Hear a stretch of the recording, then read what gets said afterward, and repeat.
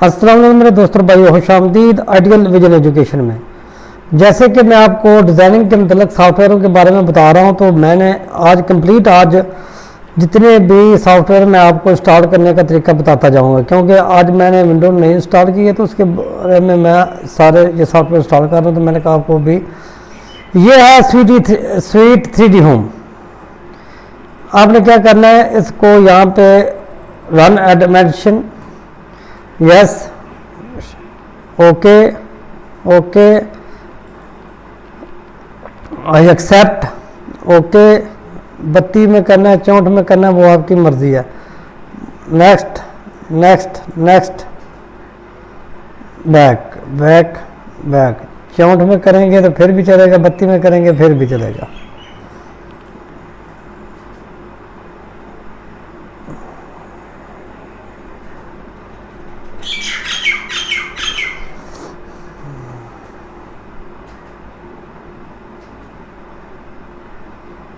ये थोड़ी देर में आपका सॉफ्टवेयर इंस्टॉल हो गया। इसका भी मैं आपको डेमो भी चेक करा देता हूँ। ये देखें, इसमें सबसे बड़ी तो बात यह है कि जिस तरह आप काम करते जाएंगे उसी तरह नीचे दीवारें बनती जाएंगी। ये देख रहे हैं, ये है स्वीट 3D होम। 10 मिनट में आप जिस तरह का मर्जी गली मोहल्ला डिज़ाइन करना चाहें कर सकते हैं। गलियों की डिज़ाइन हर चीज़ इसमें आप कर सकते हैं।